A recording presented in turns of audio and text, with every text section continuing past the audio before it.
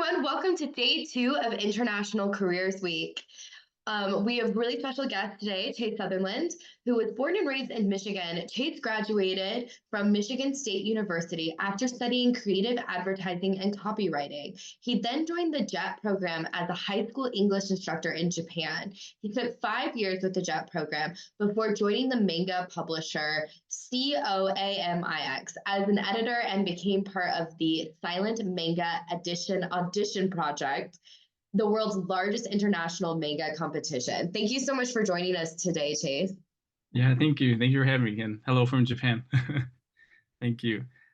So I made a short presentation just to have some images while I talk, just to make it easier to explain. So let me share my screen real quick.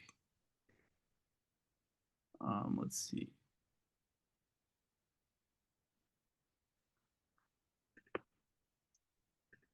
Okay.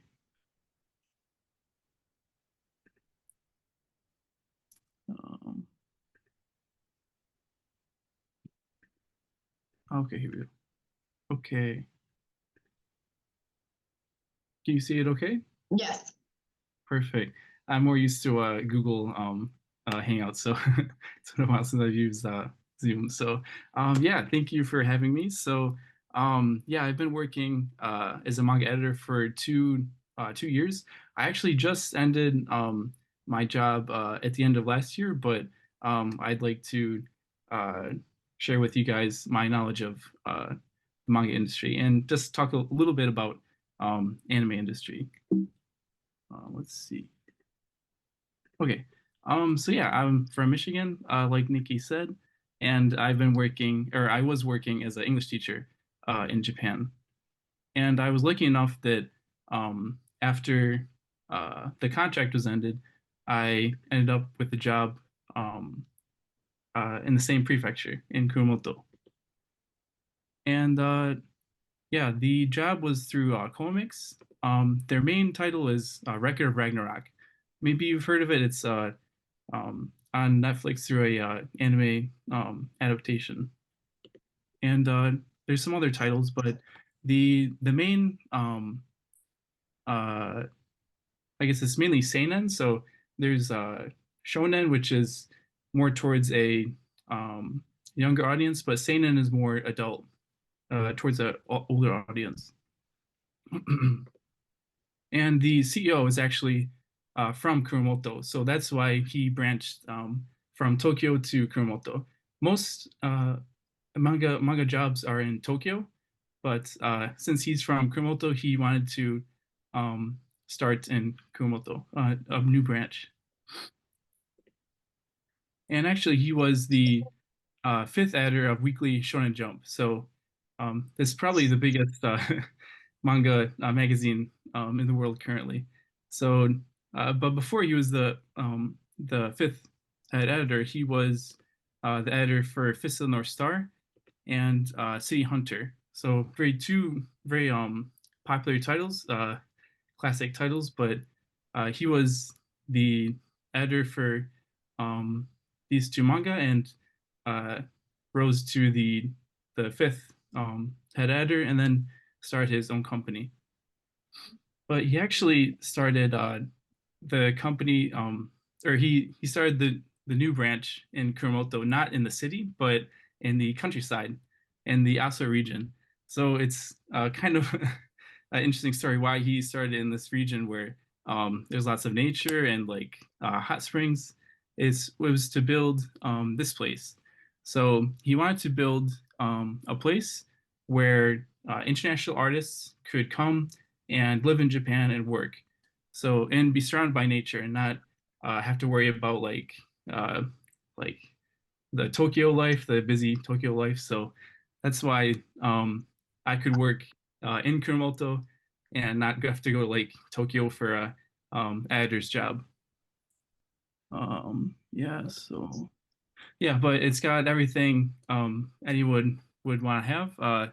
Lots of books, lots of manga, uh, like a studio with how do I say, like drawing tablets and everything, and its own restaurant, like cafeteria. So basically, yeah, he wanted the CEO wanted a place where artists could focus on creating and not have to worry about like other things.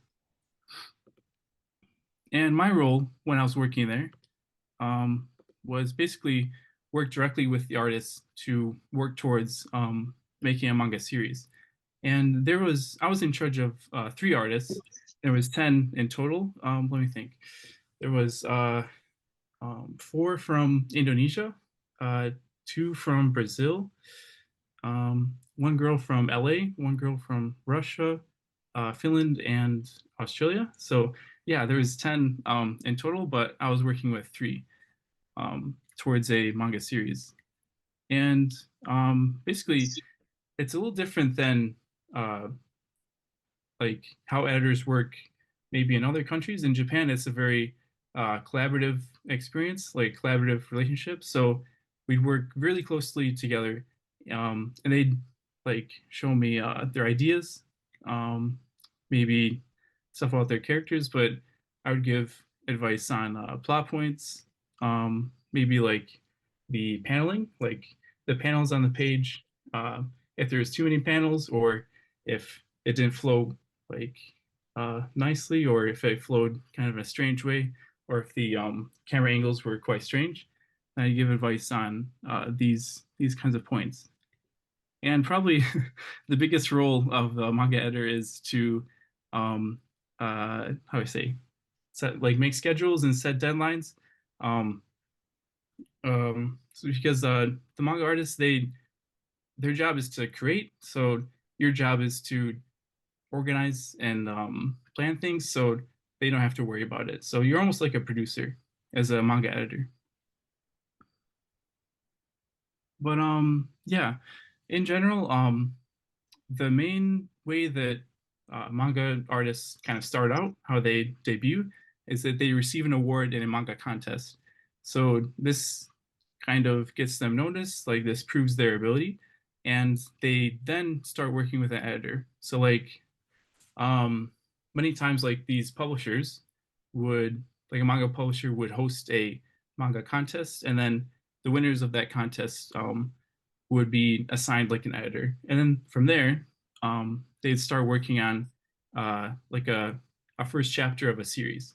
So for example, then the um, uh, manga artists would share like their main idea for the series, like the plot, the actual story for the first episode, and then the rough draft. In Japan we call it a name, like a nemu, but yeah, the rough draft of the first chapter.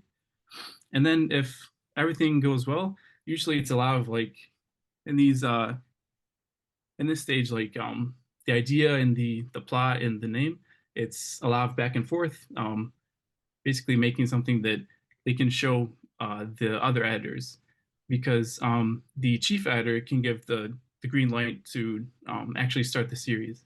But even after sharing with the other editors, there's a lot of back and forth from then. Um, so I think in I heard in Jujutsu Kaisen and Demon Slayer's case, it took maybe a few years. So it's a pretty long and not an easy process, but that's what it takes to make a competitive series.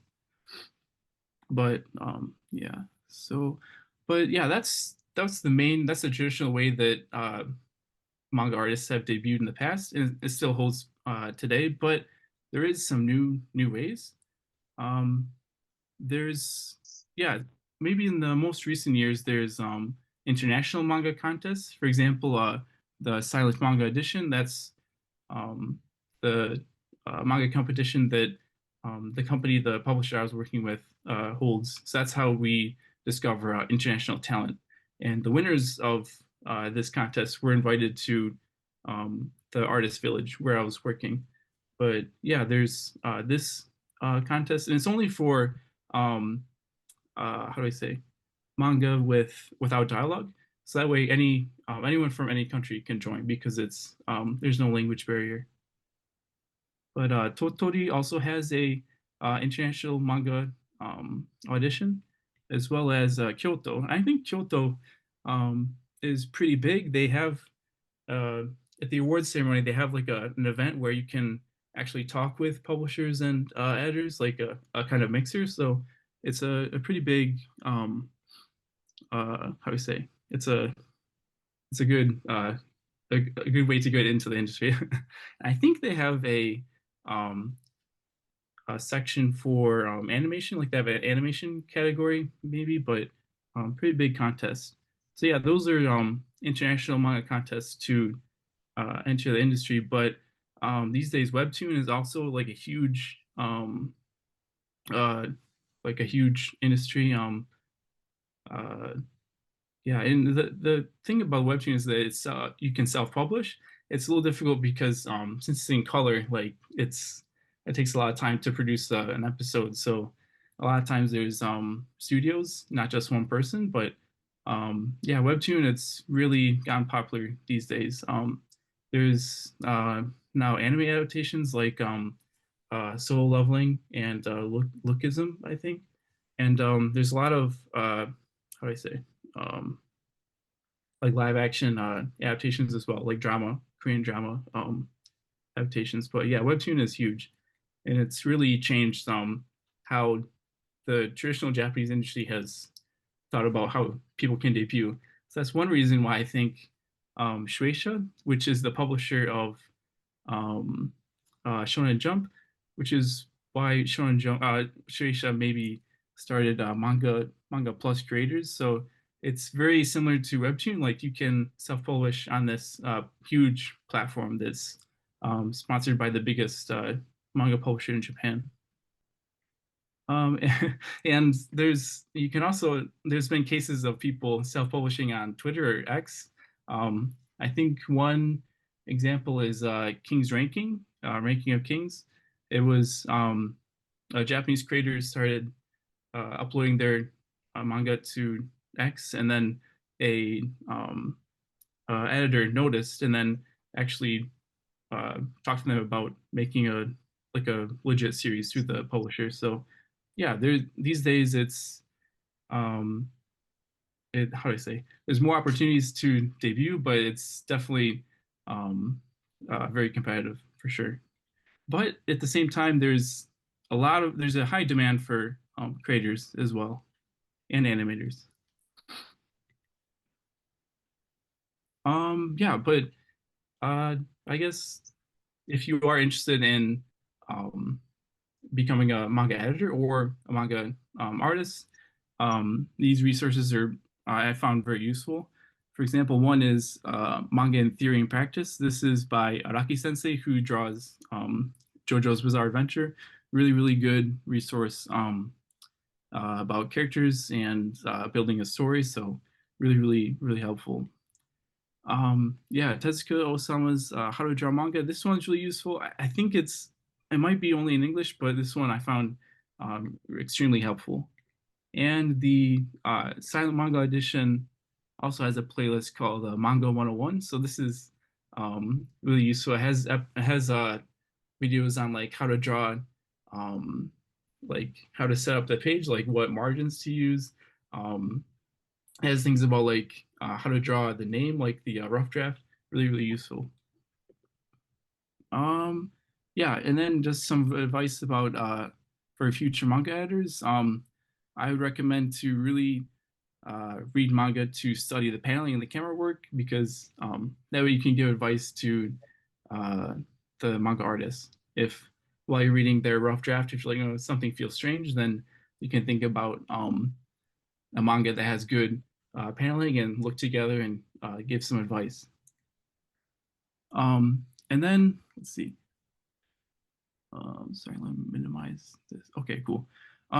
Yeah, I would say learn about Kisho Tenketsu. So this is a literary structure that's used in Japanese manga quite a bit, and actually in dramas and movies as well. But instead of a three-part story structure, like three-act story structure, this is four. So it's Ki, which is something surprising happens that grabs the attention of the reader. Then there's show, which is the development of that event or problem. And then there's the ten, which is like something that surprising happens. Maybe the protagonist like has a comeback, and then there's the ketsu, which is the like conclusion. But yeah, I would say this is really important to learn about. And once you learn a little bit about that, you can also read. Um, you can break up the manga chapters they read into Kisho Tenketsu, like kind of analyze like what where the show and where the ten and ketsu is in that chapter. That could how do I say, that's really useful to learn about it. Let's see. Oops. Yeah, and then a lot of times it's really hard to come up with ideas and advice on the spot when you're talking with a manga artist. So I would say if you watch a lot of movies and dramas, and read a lot of books, and you have a kind of stock of ideas about um, like uh, things that could become a series or things that could happen in the series, then that's going to be really useful because, to be honest, nothing, at least, yeah, it doesn't sound great, but to be honest, nothing really is purely original these days. It really, a lot of things take inspiration from other past media. So things that like movies or books or TV shows that were super popular maybe 30 years ago that could become popular again these days. So it's um, it's a good idea to uh, just have in your mind like a catalog of different ideas from different movies and stuff, and maybe things that certain episodes or certain plot points that you can use. Uh, how do I say in the new series? Um, Yeah, and then this one also, as an editor, it's good to just have a wide general breadth of knowledge. You never know like what kind of ideas can connect together that you can that may help the manga artist. I remember the CEO of COAMIX. He said like when he was working with the artists that did Fist of the North Star, they really had trouble on figuring out the special move. But he was reading. He was in this really old um, uh, bookstore, and he read about like Chinese pressure points, acupuncture, and then he's like, "Oh, that's it." So then he figured out that he could use that for the Hokuto Shinken for Fist of the North Star. So you'll never know like what kind of ideas and knowledge you can put together to make a series or make a special move or something. Uh, and yeah, time management, organization. If you can practice that in your daily life, it's really gonna help you in your job. And yeah, for manga artists, I would say the same as manga editors. The same advice for manga editors, like study manga, study Kisho Tenketsu, build up a stock of ideas and episodes. And one thing you can do is also draw Yonkomo manga. So Yonkomo manga is four panel manga. So it's actually already broken up into Ki, Sho, Tenketsu. So not only is it good drawing practice, but it's good like it's a good way to practice Ki, Sho, Tenketsu as well. Um, yeah, and then I would say when you're starting out with drawing, like when you're learning how to draw, it's really hard to come up with an original style by yourself like right away. So it's pretty helpful to like try to mimic an artist style that you like, and then yeah, test out different styles, and then see like how you can develop your own. So and yeah, one really important thing about manga is the emotions, like drawing emotions. So I really focus on that when you are practicing drawing. And yeah, like I said before, I think maybe I said before, but characters and your protagonists are really really important in the um, in the series. Like that's maybe even more so than the story. The the protagonists and the characters are what the reader will fall in love with and will want to keep reading and learn about. So yeah, I would say that's really really important. And don't forget your inner child. So it seems like strange advice, but as adults, we kind of think about things in terms of what's realistic, what's not realistic. But as a manga creator, you can't be held back by limiting beliefs or what you think won't work. So just don't forget your inner child and hold on to your creativity. And at the same time, also remember that manga is a business. So it's you should draw what you want to draw, like you should create what you want to create. But um, if you do that without thinking what the reader might want, then it just becomes like a hobby. So always when you create, think about what kinds of things the readers will want to read, what things they want to enjoy, and the editor can also help you out a lot on this. But yeah, it's just the reality of the business. Yeah, so I talked a lot about manga, but yeah, I to be honest, I don't have much how do I say experience with animation since I'm more the manga side. But uh, let's see, there was one international animation studio that visited the Artists Village, and we talked to them quite a bit. And Sola Digital Arts, it's a Tokyo-based animation studio, but organized by an American guy. I think he started pretty recently, maybe 10 years ago or less than that. But let me click. Let me see. Sorry, are you seeing a web page right now? Yes. Okay, okay, cool. Sorry, Mhm. I haven't used Chrome in a while. Let's see. So yeah, have they're mostly 3D animation, but they've worked on a few things like Ultraman.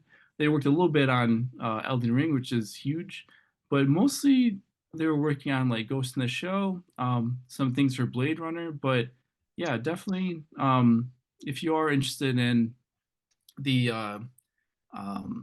and joining the animation industry, um, yeah, it might be tough to enter like a purely Japanese animation studio. Really, I wish I could give you more advice and knowledge about that, but Sola Digital Arts might be an option for sure. Um, yeah, so yeah, sorry, I maybe I took up a lot of time, but that's a lot of what I've had to say. So yeah, thank you. Thank you so much, Chase. That's awesome. Everyone, if you want to start typing in your questions, we can get them going for Chase. But Chase, I'll start you off. Um, could you tell me how cultural influences, both Japanese and international, shape the themes and narratives in manga productions? Oh, yeah, that's a good question. Yeah, mm, I would say things, especially in Japan, like multimedia from the past, like um, very popular literary works or popular TV shows. Those kinds of tropes or themes often carry into like current manga, and actually the other way around too. So, for example, there's a manga called Lone Wolf and Cub, and I saw it when I watched The Mandalorian. I I picked up a lot of like similarities. So yeah, I would say sometimes Japanese literary um, works influence manga, but also the Western. But yeah, I would say yeah. Is it difficult to work around language barriers while editing manga? It seems like it's essential to learn the language to describe emotions and whatnot in the stories. mm, yeah, I it is a big language barrier. That's why um the artists when we were working at the Artists Village, they're very I was happy that we were there because they didn't speak Japanese until they arrived. Like they didn't start learning until they arrived in Japan. So me and the other editors, we speak both Japanese and English, so we could help a lot. But yeah, I would say that's a big barrier, but not impossible because, like in our case, there was bilingual editors, and there's also a manga artist in Spain, which I think has I forget what magazine he was working with, but it's definitely possible. I think um, because there's such a demand for new talent. I mean, Japan is a how do I say, like the population is decreasing, and um, maybe not as many artists are getting in, or not as many people are getting into the manga industry. But yeah, they're definitely looking for new talent. So I think that's one reason why the CEO of COAMIX made this huge project where young international artists can come. And yeah, I think um, yeah, it's definitely a barrier, but companies are more um, looking to hire international talent for sure. What kind of media do you like to source inspiration from? Ooh, that's a good question. In my case, movies. They're more succinct. Like it's kind of hard to well, TV episodes too. You can kind of get an idea of that, but I would say TV movies or TV because not only can you get how do I say ideas from for story and characters, but you can actually like see different camera angles. So you kind of hit two or three birds with one stone. So Do you have to research on certain cultures for the manga? oh, that's a good question. That's a good question. So actually, we always recommend to the um, international creators that we worked with that maybe not to set the manga in Japan or not focus so much like on Japanese elements, like don't make a samurai manga because the the amount of research that you have to do is so intense. Like if if you make a manga and it doesn't feel that real, then the readers are going to pick up on that. So I'd say reality is um, a big component of manga. At the same time, like there's really crazy manga, but it also has to feel a little real. Like the characters have to feel real; they have to feel like real people, and also the certain things about the setting. So yeah, I would say yeah, researching about the culture or um, understanding what you want to make the manga about, it's really important. So that's why we recommended um, artists to make something about their own culture. And it's also, how do I say, refreshing for Japanese readers too, because there's such an oversaturation of manga, but international manga that takes place like in America, for example, it's really, how do I say, a breath of fresh air. So that's a strong point. What piece of advice would you give to future manga anime artists other than reading and practicing currently? Is there a great school or degree to go into? Uh, Yeah, I wish I could give more advice about like specific schools. Mm, yeah, mm, I would say, well, there was one um manga artist that I was working with remotely that she wasn't at the Artists Village. She was in California, but she was doing some kind of like she's in some kind of art school, like graphic design and stuff. So I would say anything with arts, but yeah, sorry, it's really hard to give a specific answer for that.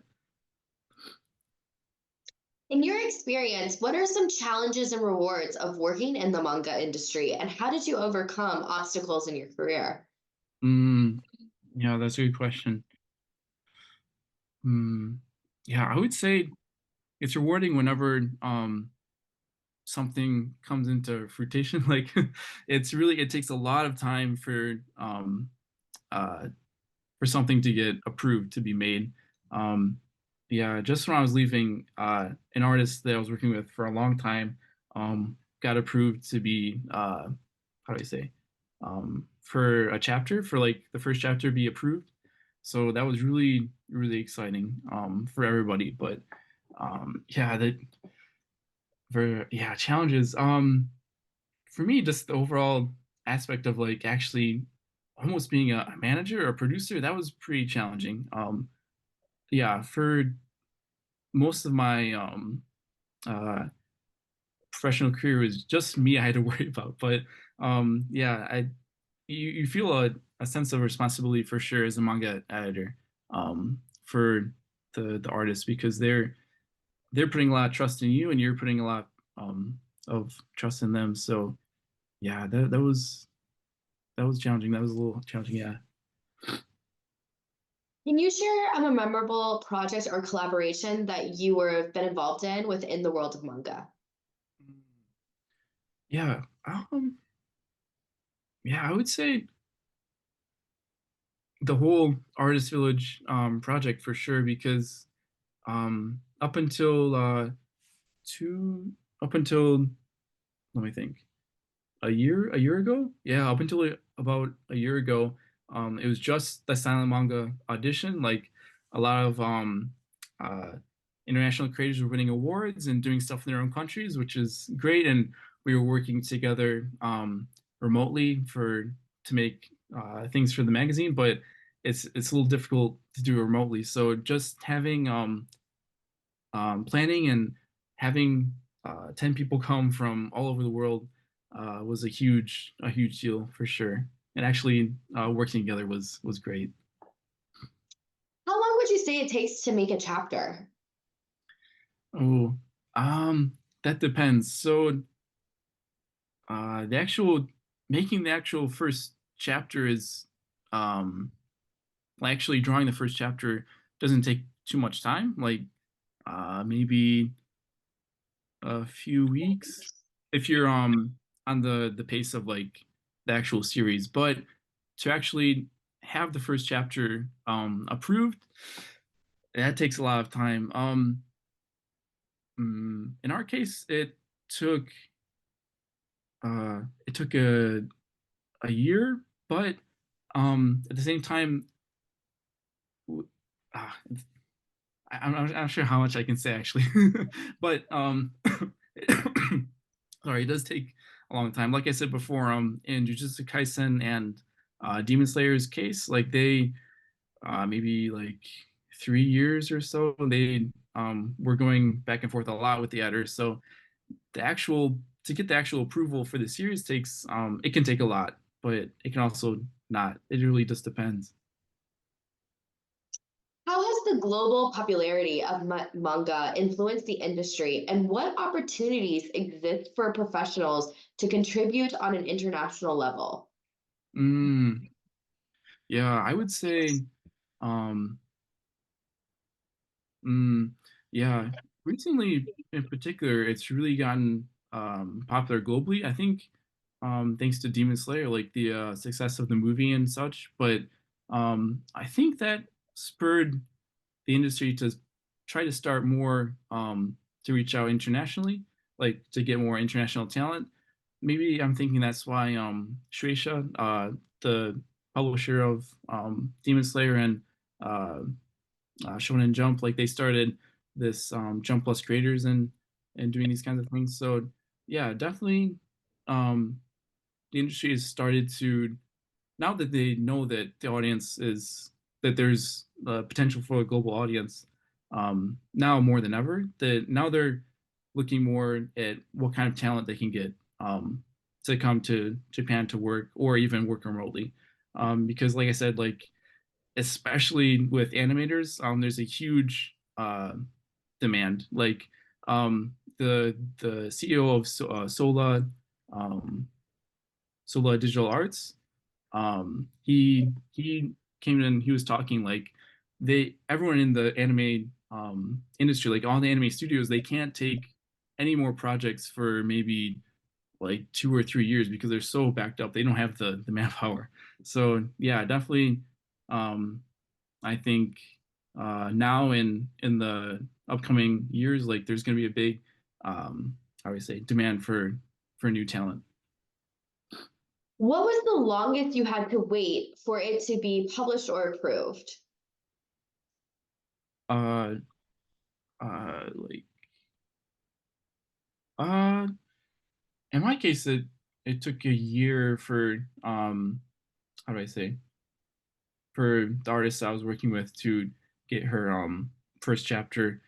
I say first chapter, but it's a one shot, so it's like a self-contained uh story that may become a series, but it really depends on the reader's reactions. But just to get that approved, it took about a year. But then again, half the time we were working remotely, so uh, when she was in her home country, and then when she came to the Artist Village in Kumamoto, then we could really um, work on things. But yeah, and actually a really interesting case for her. She was a doctor, so really interesting case.